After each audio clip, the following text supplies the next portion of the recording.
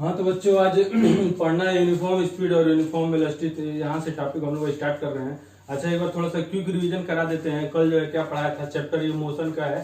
तो मोशन का बारे में पढ़े थे हम लोग, टाइप ऑफ मोशन क्या होता है, एक uniform motion, non uniform motion, ठीक है।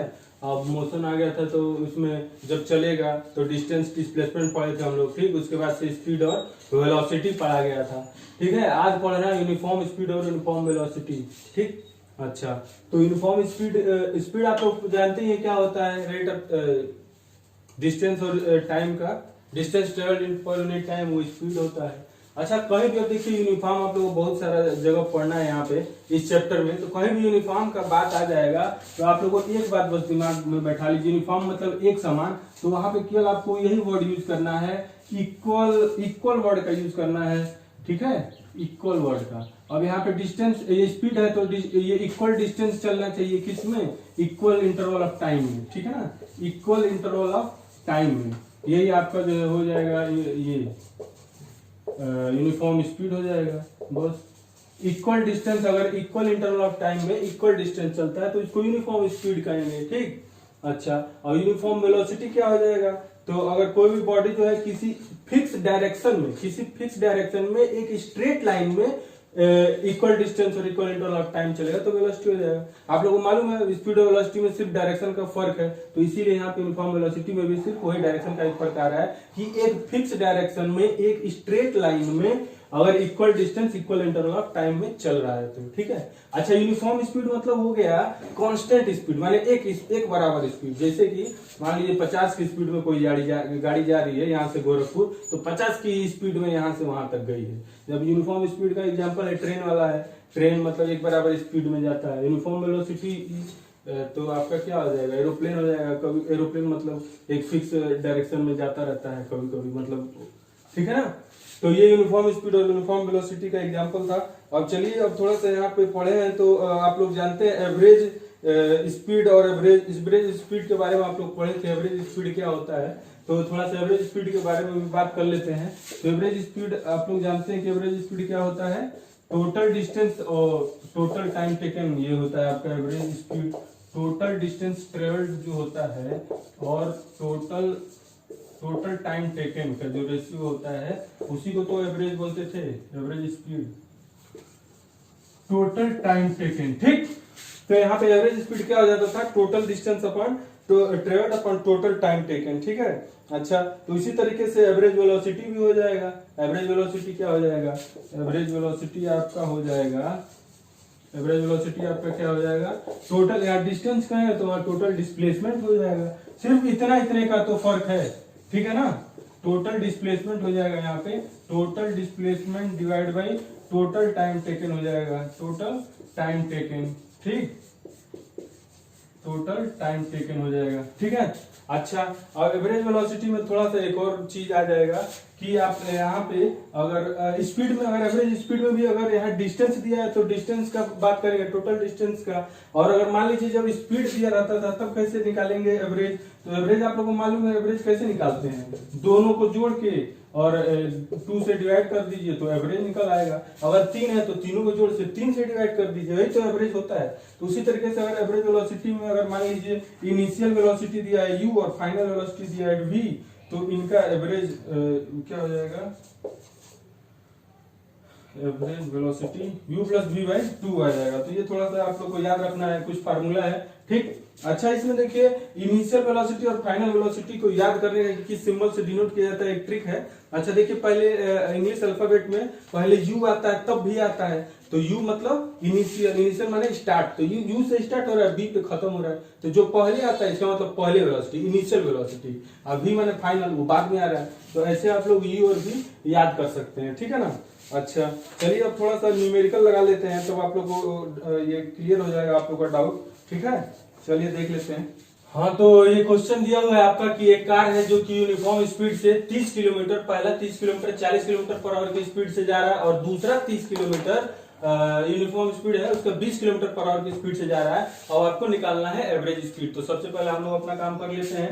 किसी भी न्यूमेरिकल को लगाने का सबसे पहले क्या तरीका है मैंने आपको बता दिया है, सबसे इजी मेथड से निकलेगा, एकदम आराम से आएगा। सबसे पहले लिख लेते हैं जो चीज गिवन है। तो क्या दिया हुआ है 30 किलोमीटर, यानी ये डिस्टेंस है। अच्छा, दो डिस्टेंस दिया हुआ है यहाँ पे, देखिए 2 बार दिया हुआ है ना, तो हम लोग 1 2 मान लेते हैं कि पहला डिस्टेंस D1 हो गया, ठीक है, पहला डिस्टेंस D1 मान लेते हैं 30 किलोमीटर। मतलब इससे हम लोग समझ में आएगा, मतलब ये अपने समझने के लिए हम लोग 1 2 मान रहे हैं, ठीक है, ऐसा कोई जरूरी नहीं है कि मानिए कुछ भी। तो चलिए D1 दिया हुआ है सब 30 किलोमीटर और पहला स्पीड क्या दिया हुआ है 40 किलोमीटर, तो पहला स्पीड हम लोग लिख दिए 40 किलोमीटर पर आवर, ठीक है। और दूसरा है D2 हमारा 30 किलोमीटर दूसरा भी है और स्पीड कितना है तुम्हारा दूसरा स्पीड देखिए हमारा 20 किलोमीटर पर आवर है, तो 20 किलोमीटर पर आवर हो गया, ठीक। अब देखिए पूछा क्या है, एवरेज निकालना है, एवरेज स्पीड निकालना है, एवरेज स्पीड निकालना है। तो एवरेज स्पीड का फार्मूला क्या है, अभी मैंने आपको लिखवाया है। एवरेज स्पीड का फार्मूला है total distance upon total time, total distance upon total time, total distance upon total time, ठीक है। तो यहाँ पे देखिए हम लोग को गिवन नहीं है टोटल टाइम गिवन नहीं है, स्पीड गिवन है। तो क्यों गिवन है, इसीलिए गिवन है कि हम लोग टाइम निकाल सके। कौन सा फार्मूला से आप लोगों को मालूम है, टाइम बराबर डिस्टेंस अपॉन स्पीड, ठीक है ना। अरे एक दूसरे से ये रिलेटेड फार्मूला है, आप लोग एक फार्मूला बस ये याद रखिए, डिस्टेंस बराबर क्या होता है, चाहे स्पीड बराबर याद रखिए, स्पीड बराबर डिस्टेंस अपॉन टाइम, इसी फार्मूले से सब आ जाएगा। तो टाइम को इधर भेज देंगे तो स्पीड इधर आ जाएगा, तो टाइम बराबर क्या आ जाएगा, डिस्टेंस अपॉन स्पीड।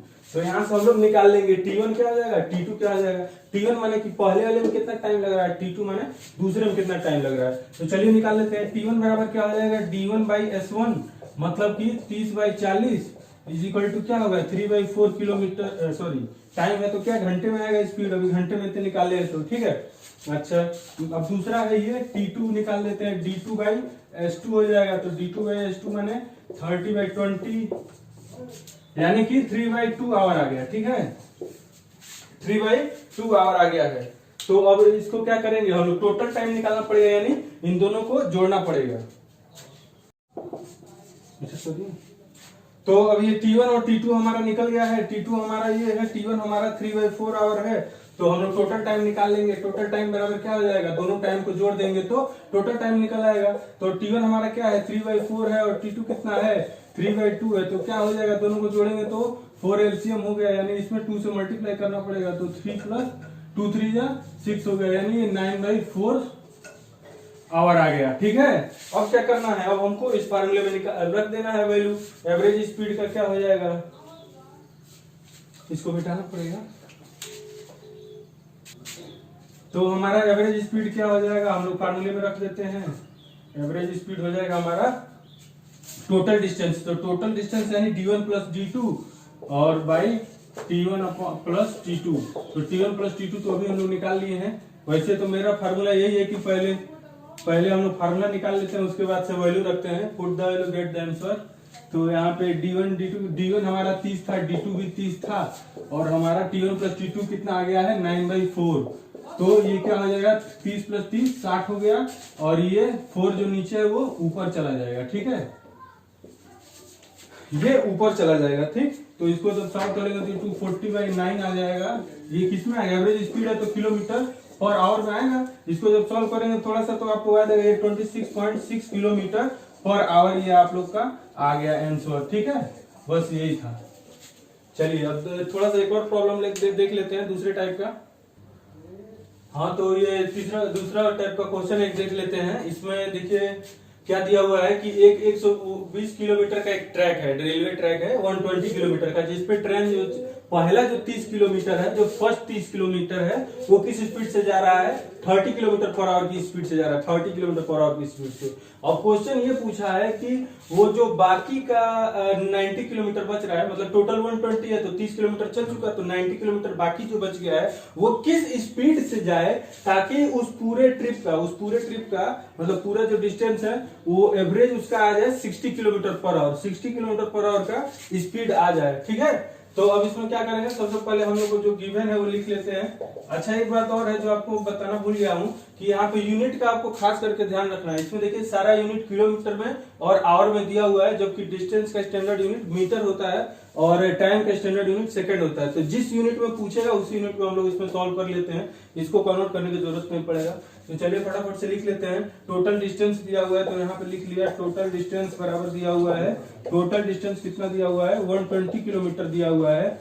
और क्या दिया हुआ है इसमें, फर्स्ट डिस्टेंस दिया हुआ, तो यहाँ पे फिर वैसे ही मान लेते हैं कि D1 मान लेते हैं 30 किलोमीटर है। और क्या दिया हुआ है, स्पीड दिया हुआ, मतलब पहला स्पीड क्या है 30 किलोमीटर पर आवर है, ठीक है। और क्या दिया हुआ है, और पूछा है नेक्स्ट 90 किलोमीटर, यानी D2 भी दिया हुआ है, D2 कितना दिया हुआ है 90 किलोमीटर दिया हुआ है। और क्या दिया हुआ, और एवरेज स्पीड दिया हुआ है, एवरेज स्पीड दिया हुआ है। इसमें ध्यान देना है कि एवरेज स्पीड दिया हुआ है। तो एवरेज स्पीड दिया हुआ है, क्यों दिया हुआ है, इससे हम लोगों को कुछ पता चले इसीलिए दिया हुआ है। अब देखिए टोटल डिस्टेंस दिया हुआ और एवरेज दिया हुआ है, अगर तो हम लोग एवरेज वाले फार्मूले से क्या निकाल सकते हैं, टोटल टाइम निकाल सकते हैं। तो चलिए हम लोग सबसे पहला वही काम कर लेते हैं। एवरेज स्पीड का फार्मूला क्या है, total distance by total time है ना।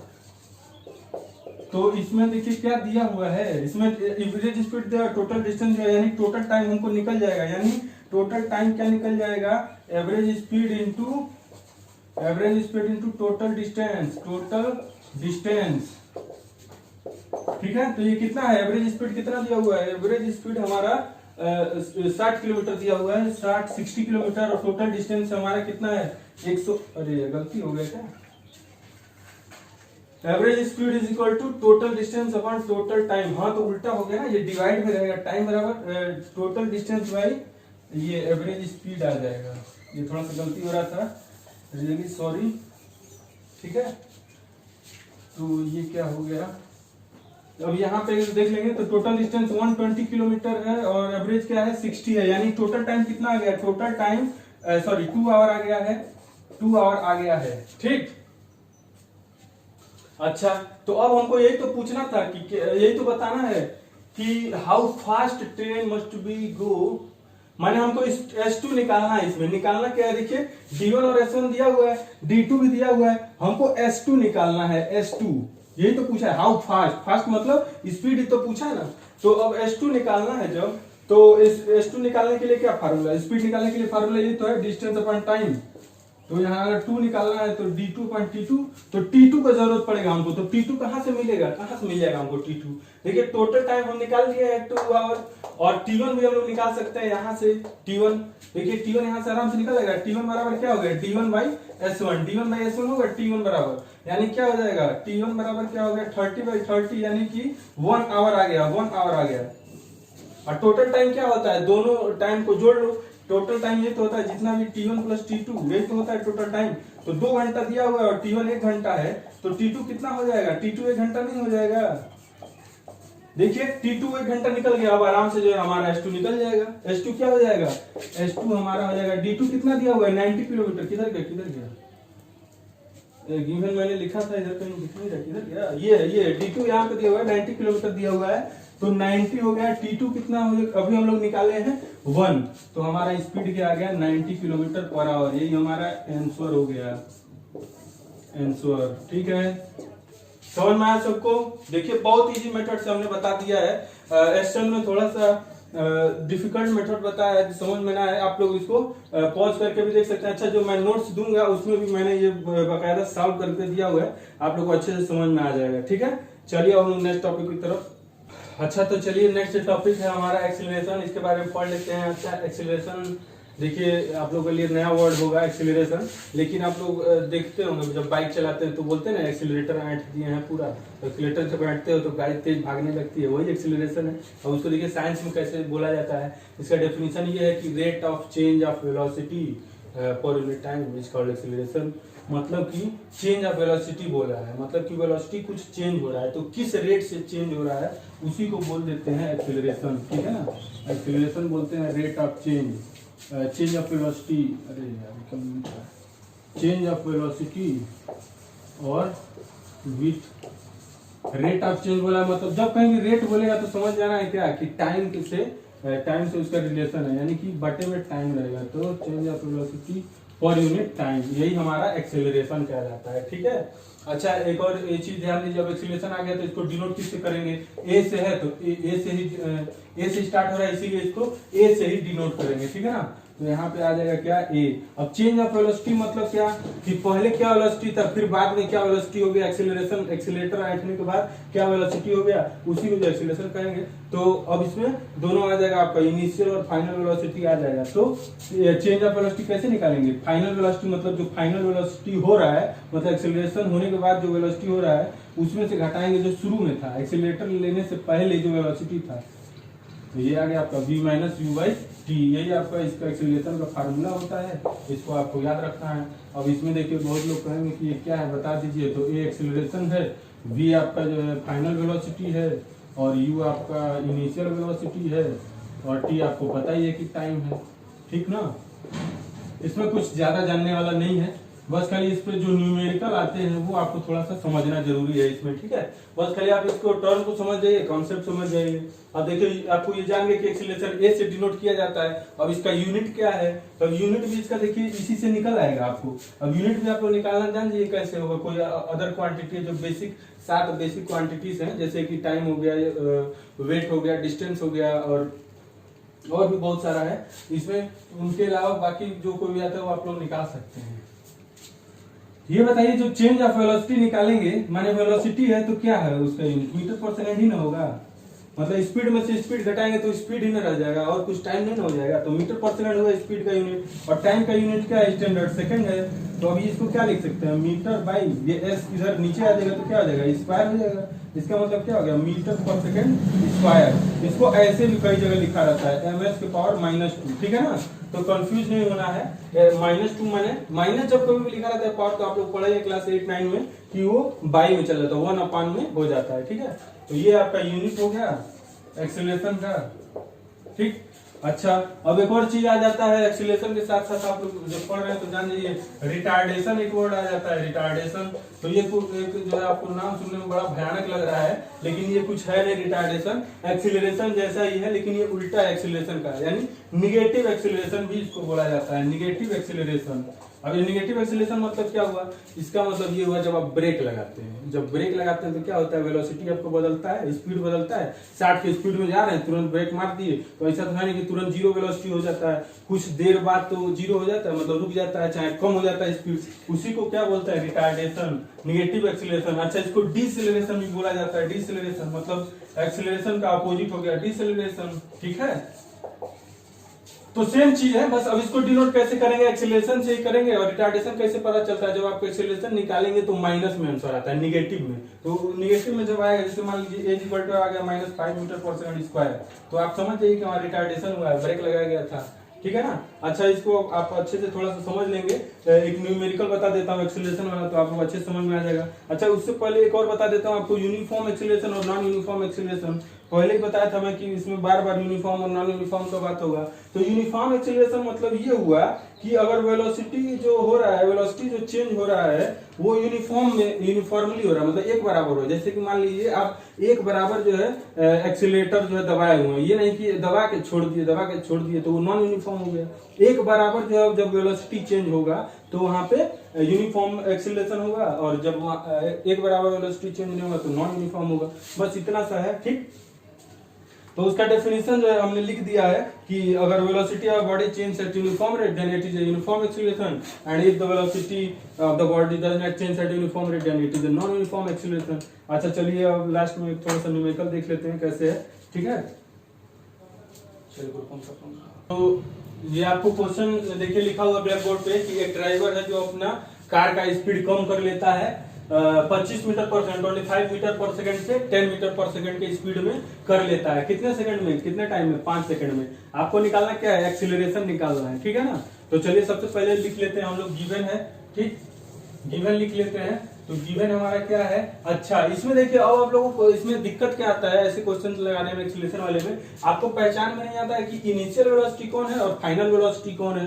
तो चलिए उसको देखिए, पहचानने का तरीका क्या है कि जो पहले वेलोसिटी था वो होता है हमारा इनिशियल, जो बाद में हो जाएगा वो क्या हो जाएगा फाइनल। तो इसमें देखिए क्या कह रहा है कि स्पीड जो कार था फ्रॉम माने इस स्पीड से ये कर दिया है, कम ही नहीं किया, डिक्रीज किया है। यानी इसका मतलब पहले ज्यादा रहा होगा तभी तो कम हो गया, पहले 25 था फिर 10 हो गया। इसका मतलब क्या पता चला कि ये इनिशियल हो जाएगा और ये फाइनल, ठीक ना। तो इसमें क्या हो गया, u दिया हुआ है इनिशियल वेलोसिटी 25 मीटर पर सेकंड और v दिया हुआ है हमारा 10 मीटर पर सेकंड और टाइम दिया हुआ है हमारा 10 सेकंड। देखिए इसमें सारा जो है स्टैंडर्ड यूनिट में दिया हुआ है, ठीक है ना, सारा स्टैंडर्ड यूनिट में दिया हुआ है सारा वैल्यू। अब देखिए एक्सेलरेशन निकालना है आराम से, देखिए फार्मूला लगाइए, एक्सेलरेशन बराबर क्या होता है v minus you by T. तो v बराबर हमारा है 10, u हमारा है 25 और t हमारा है 5। ये आपका आ जाएगा मीटर पर सेकंड स्क्वायर में, ठीक। तो 10 में से 25 माइनस करेंगे तो -15 आ जाएगा, सही बात है ना, हाँ। और 5 ये आ जाएगा, इसको करेंगे तो -3 मीटर पर सेकंड स्क्वायर आपका आंसर आ जाएगा, ठीक। तो अब देखिए क्या हुआ है, आपसे पूछा था एक्सेलरेशन लेकिन आपका माइनस में आ गया, तो डरने की क्या बात है, माइनस है तो क्या हो गया, रिटार्डेशन है, तो रिटार्डेशन क्या, नेगेटिव एक्सेलरेशन ही तो है ना। तो कंफ्यूज मत होइए, डरिए भी मत, एक्सेलरेशन बोला था तो हमारा रिटार्डेशन आ गया, कोई दिक्कत नहीं है, वही चीज है, एक्सेलरेशन रिटार्डेशन सेम थिंग, ठीक। बस खाली माइनस प्लस का फर्क है, ठीक है। अच्छा ये आप लोग समझ में आ गया होगा। तो अब देखिए आप लोग थोड़ा सा न्यूमेरिकल में बता देता हूँ, ये लास्ट में बता दे रहा हूँ कौन कौन सा है, लगाना है उसको। जिसके पास एसटर्न का बुक है वो उस बुक में से लगा लेगा, जिसके पास नहीं है वो वीडियो को वॉच करके देख लेगा कौन कौन सा क्वेश्चन है, वो मैं डाल दे रहा हूँ वीडियो के लास्ट में, ठीक है। अच्छा आज इतना ही, बाकी जो है अगले पार्ट में। Thank you.